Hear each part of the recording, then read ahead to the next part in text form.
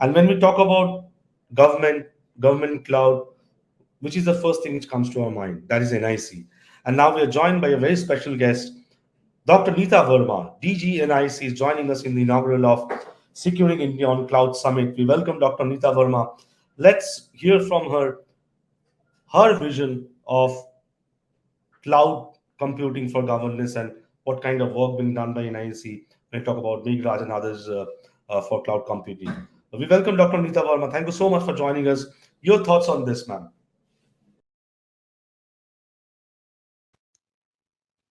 Good morning. It's indeed a pleasure for talking to you on this Cloud Summit today morning. Digital transformation is an integral part of every enterprise today, big or small. Whether it is public or private sector, every enterprise has digital at the core of its strategy. Onset of pandemic in the last 18 months or so has also accelerated the adoption of digital technologies in rural as well as urban India. Digital is today influencing every aspect of our life, be it communication, interaction, to education, telemedicine, telehealth, finance, procurement, e commerce, digital payments, to entertainment. We all using digital ways and digital apps to avail all these services. New business models are evolving, demonstrating a whole lot of innovation into various aspects of our life. Existing businesses, whether big or small, are also trying to ramp up their business model to compete with these new age models. With this increase in digitalization, there is also an increase in the cyber attacks or cyber threats. Therefore, it is incumbent upon us to take appropriate measures to provide safe and secure digital world to our users. And we need to actually have a comprehensive view on security. We need to protect each and every layer of security in our infrastructure, beginning from physical security to basic infrastructure, networks, servers, storage, to applications, to gateways, to endpoint security. Every layer needs to be protected with various security measures. As far as infrastructure is concerned, today cloud is becoming a de facto choice because of its inherent advantages in terms of cost, in terms of reducing your capex to a big way, and also giving you ability to pay as you use, and also a speed to scale your infrastructure on demand, and thus giving you a scope of lot of innovation where you can try a lot of new features, take them off, bring new features as you move in your journey of a particular service or application.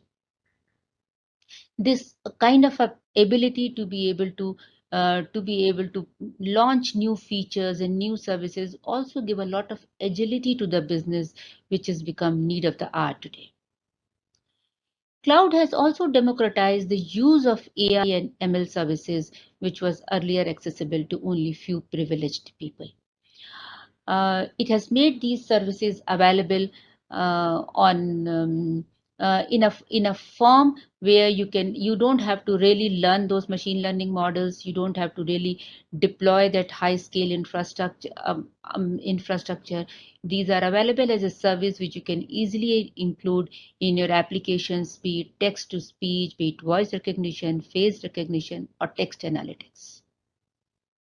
SaaS is another popular trend on cloud nowadays, which makes using these software services far more convenient, relieving users from all those efforts of sizing, planning applications, managing their configurations. It becomes almost kind of a configurable, accessible through a web browser, and thus becoming very popular on cloud infrastructure. In India, we have seen a lot of growth and a lot of pickup of cloud services, a lot of new cloud infrastructure is built up.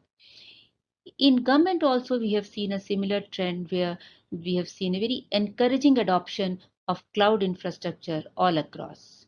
Today, we have over 1,500 projects of the government leveraging on the national cloud set up by National Informatics Center. Among these projects, many pertain to flagship programs of the government where it is being used right from concept, commission, implementation to monitoring of these schemes at a national level.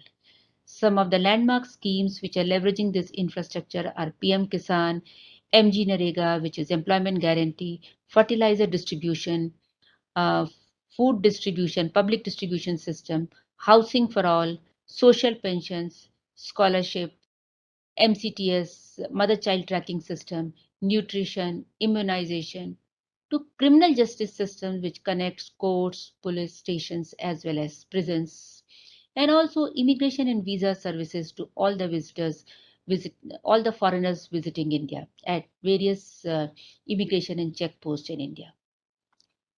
Lot of citizen services, be it birth certificate, caste certificate, marriage certificate, to driving license, vehicle registration, property registration, land records. Many of these services are also leveraging our cloud infrastructure to be able to really give their services at a pan-India basis through a single platform. Government is also employing these cloud services for their day-to-day functioning, be it processing of files or human resource management, finance management, e-procurement, messaging, as well as video conferencing services, which was core of government's functioning or a backbone of government's functioning during COVID times.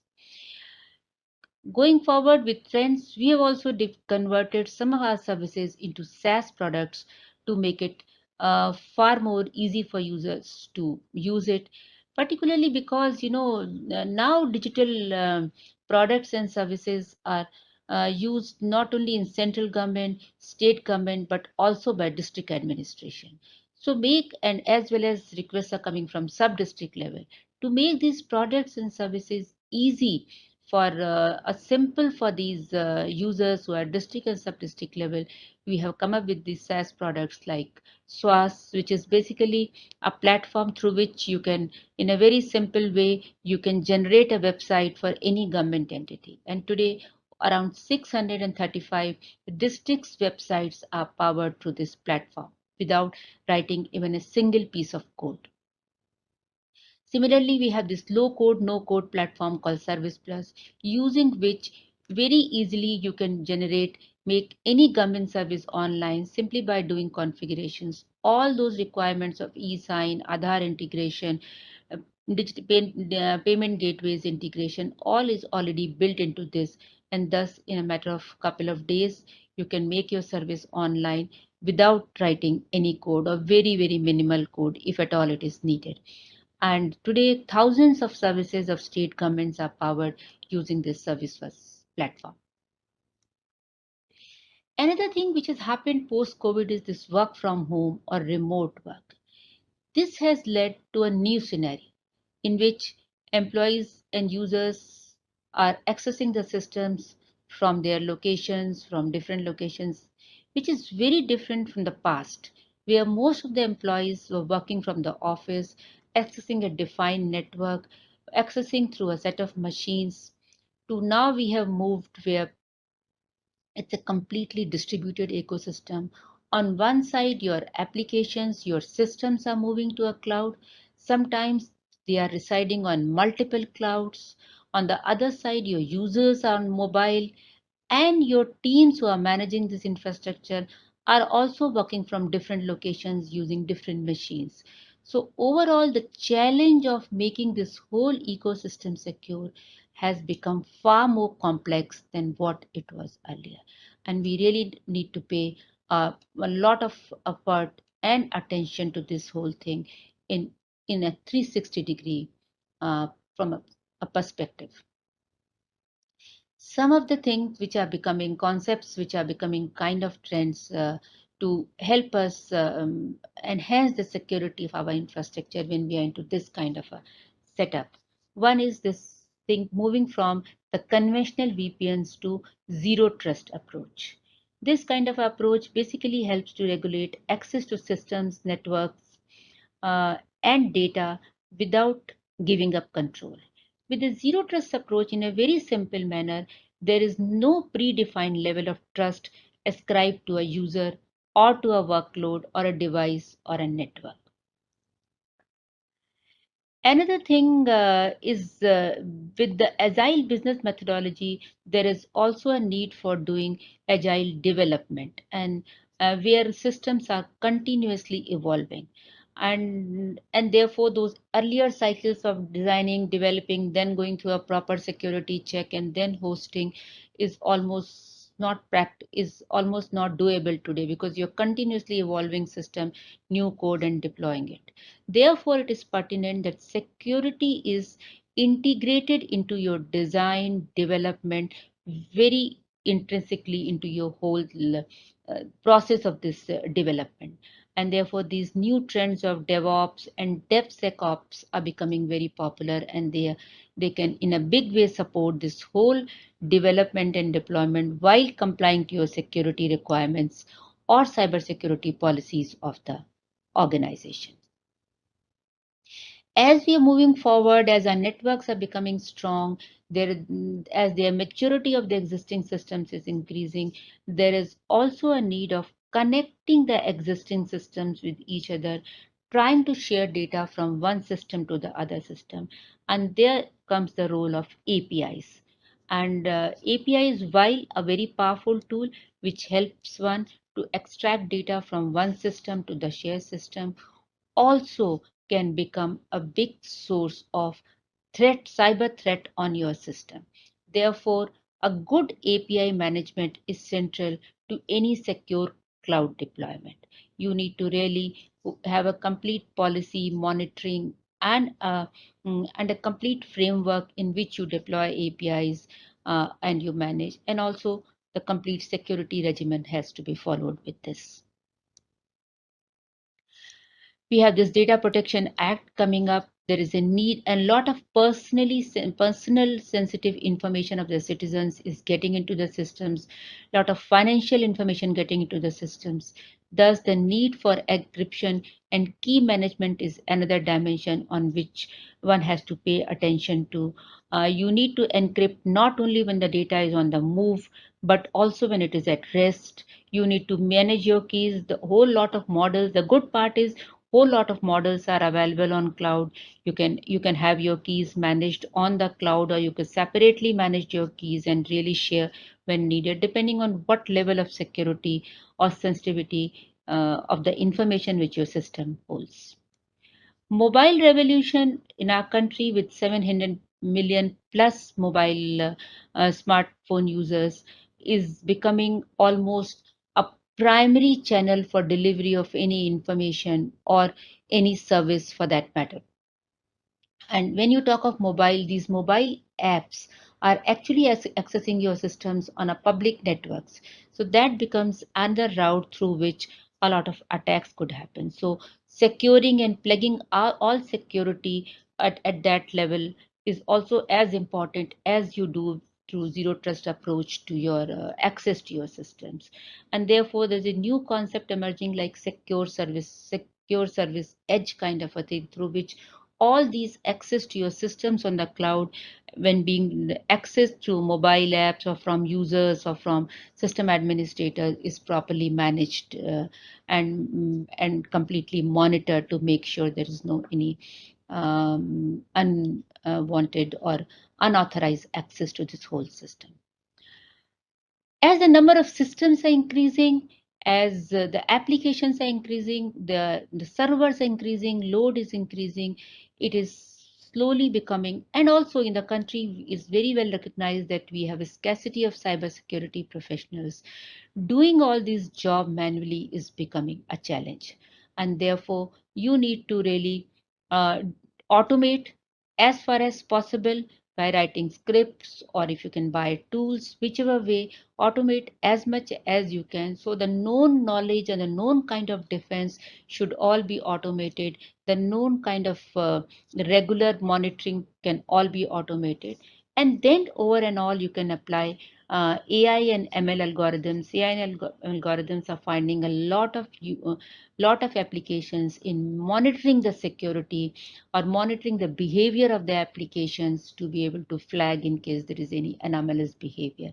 So this is another aspect on which one can pay attention, and as we are going, lot of tools and services which package all these technologies into as a service is also coming up. So if you're a small organization and you do not have that big cybersecurity team, you can always avail these kind of services where security as a service is also available on cloud for you to do.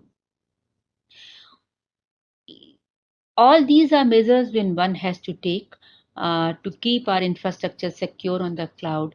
But it is a kind of a movie target. So even if you have done all those things, you still have to be ready for any kind of threat or breach. If it happens, what is that you do? And therefore you need to have an incident response and management team. It could be a single person team of a small organization, but there has to be a point who should be contacted by your IT partner at at any point of time, day or night, to be able to take direction on what is the next step to be done. In fact, some of the incident response can also be automated if you have policies like taking systems off the network, or closing access to these systems and so on. So this is another aspect on which, even if you apply best of the tools and technologies, there still remains some possibility of you being attacked through some zero-day attacks or new kind of attacks, because as I said, it's a moving target, and therefore this incident response and management team role is equally important. In government, we have this CISO's concept where every department have designated chief information security officer, and a lot of continuous training is being given to them. In NIC also, as you know, we are mandated with provisioning and managing government infrastructure, which goes from data centers, networks, to messaging services, to cloud services, and to all IT projects. So we had this practice of network security for a long time. Application security, we have a separate team. Over and above, we have this NIC CERT, which is Cyber Emergency Response Team, which is continuously monitoring the complete infrastructure, flow of data, the way it is being accessed, and then mitigating a whole lot of attacks from really happening through their 24/7 efforts. In the end, I would like to say that cloud is the way to go, and work from home will continue to be the norm for some. Need for mobility is on the rise, and security threats will also continue to rise. Therefore, with comprehensive cybersecurity strategy, state of art tools, and technologies powered by AI and ML, automation, monitoring, and regulatory compliance, we can make our systems protected and safe for our users, building confidence and trust in 21st century public digital systems. Thank you. I like to thank organizers for inviting me here, and I wish this summit a great success. Thanks again.